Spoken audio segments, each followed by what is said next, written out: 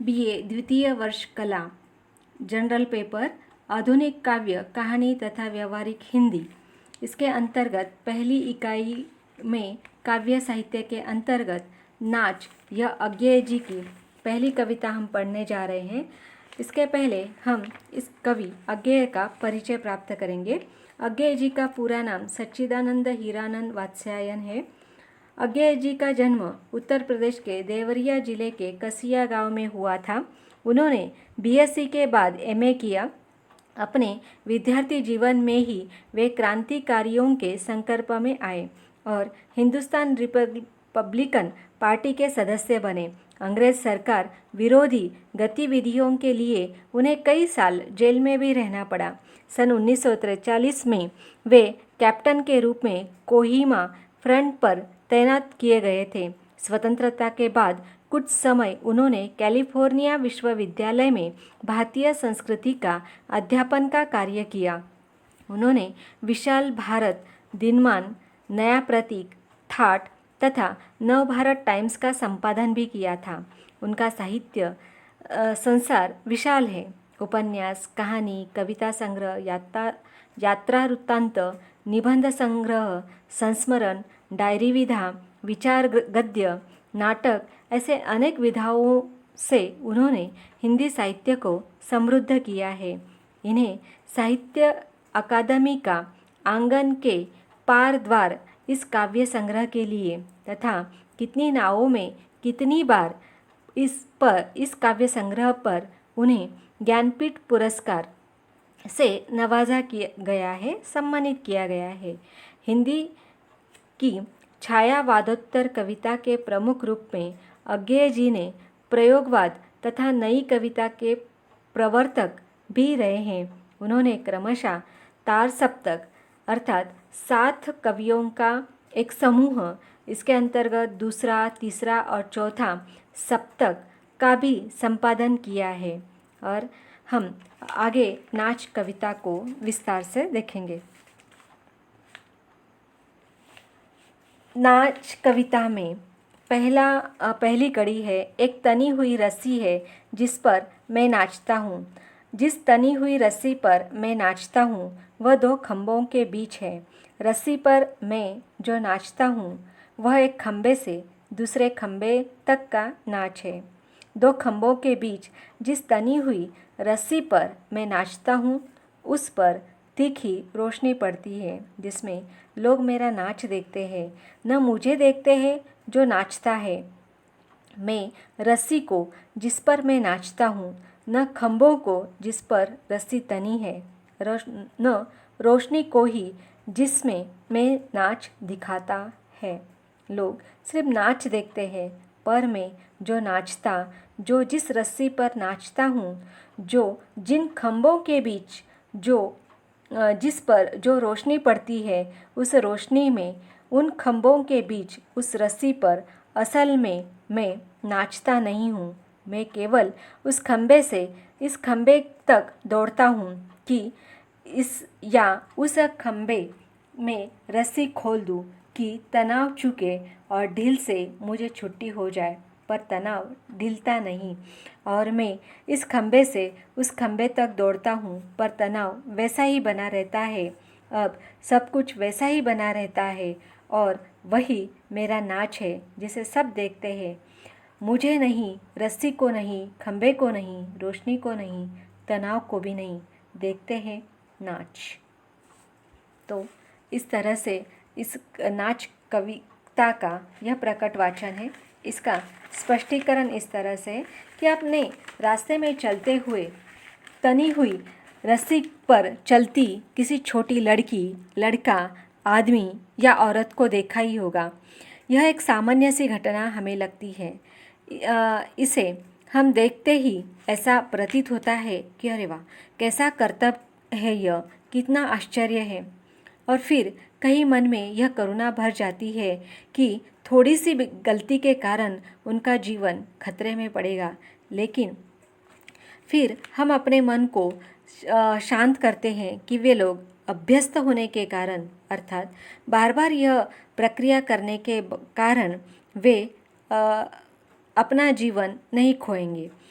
और सबसे बड़ी बात यह होती है कि वे अपना पेट पालने के लिए अपना ही जीवन मुसीबतों में डालते हैं।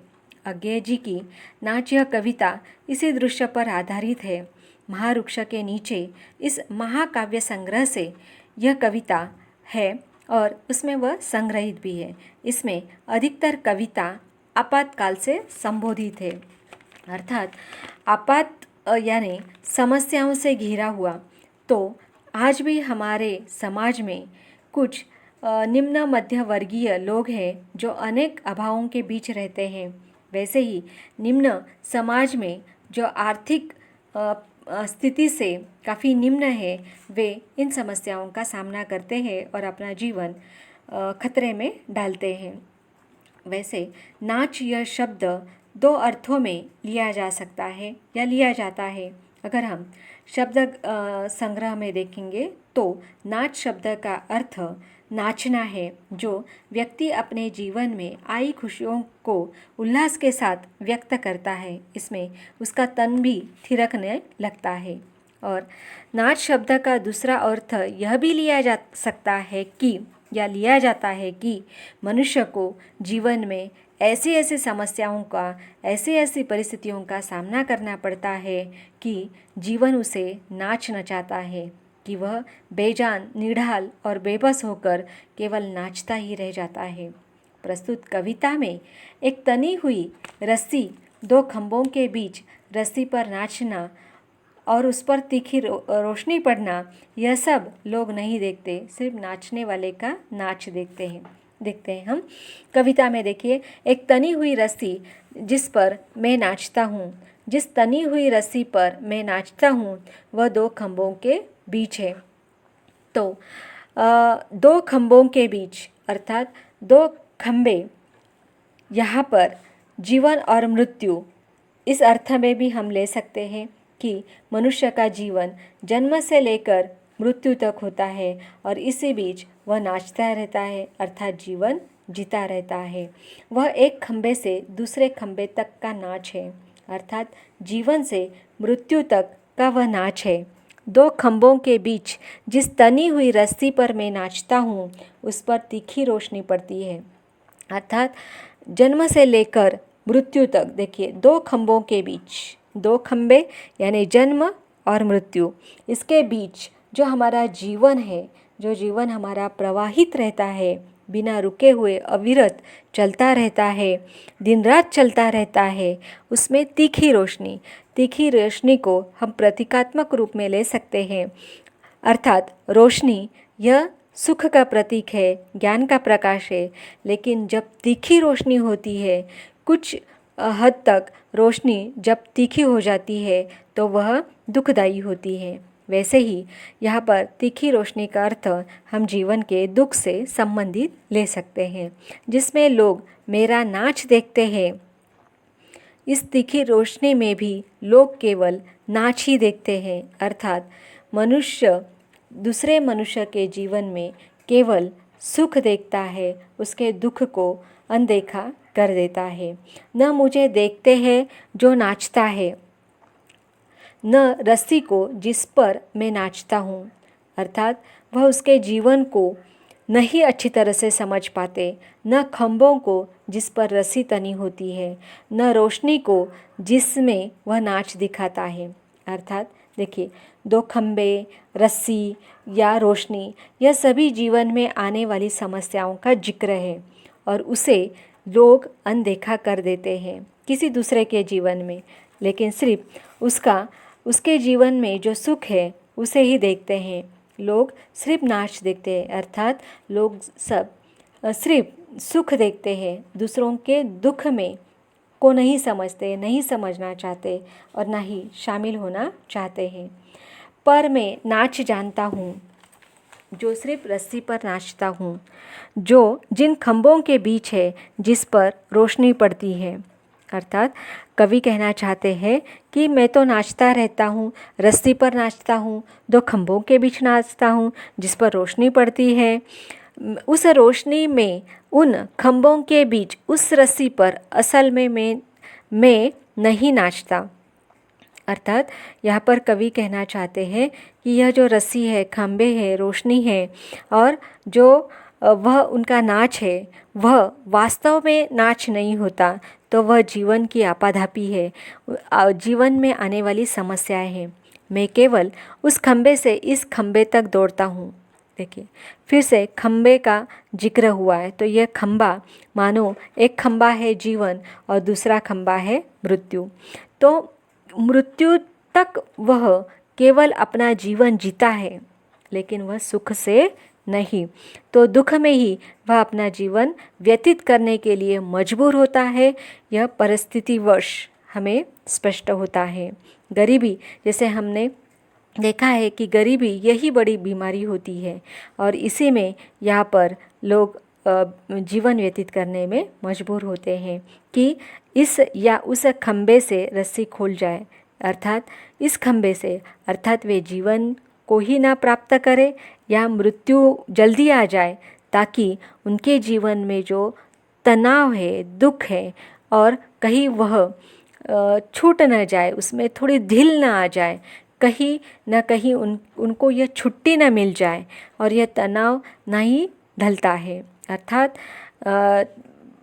मृत्यु किसी के बस की नहीं होती है। और आप जानते हैं आत्महत्या वैसे भी बहुत बड़ा अपराध है, इसलिए यह समस्या यहाँ पर स्पष्ट नहीं है। तो मृत्यु जो स्वाभाविक है वह वैसे ही नहीं आती, जब जीवन का अंत है तभी आएगी। और मैं इस खंबे से उस खंबे तक दौड़ता हूँ, अर्थात जन्म से लेकर मृत्यु तक हमारा यह जो प्रस्तुत नायक है वह दौड़ता रहता है, पर तनाव वैसा ही बना रहता है, सब कुछ वैसा ही बना रहता है और वही मेरा नाच है जिसे सब देखते हैं। तो नाच का अर्थ यहाँ पर हम जीवन ले सकते हैं कि एक गरीबी और अभावों के बीच रहने वाला व्यक्ति जो है वह अपना जीवन ऐसे ही बेबस होकर जीता रहता है, नाचता रहता है। और जो दर्शक होते हैं, सामने वाले होते हैं, समाज होता है, उच्च वर्गीय होते हैं, जो अमीर लोग होते हैं, वे गरीबों की समस्या को अनदेखा करते हैं, उसे समझने की कोशिश नहीं करते। इसलिए अज्ञेय जी निराशा के स्वर में कहते हैं, मुझे नहीं, रस्सी को नहीं, खंबे नहीं, रोशनी नहीं, तनाव भी नहीं, देखते हैं सिर्फ नाच। धन्यवाद।